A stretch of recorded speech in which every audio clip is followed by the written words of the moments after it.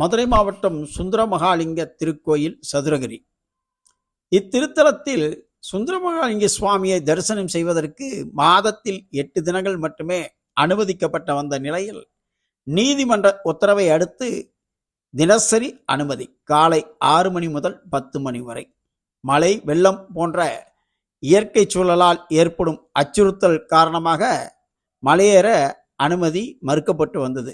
இச்சூழலில் வனப்பகுதியில் திடீர் என்று ஏற்பட்ட தீயின் காரணமாக நேற்று 20ஆம் தேதி பக்தர்கள் தரிசனத்துக்கு மலையேற தடை விதிக்கப்பட்டது.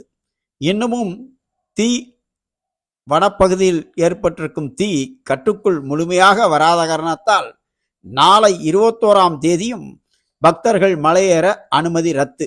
எனவே பக்தர்கள் இது சம்பந்தமாக மறு அறிவிப்பு வந்த பிறகே மலைக்கு செல்லுமாறு கேட்டுக்கொள்ளப்படுகிறார்கள் என சதுரகிரி பாலகணேஷ் தெரிவித்துள்ளார்.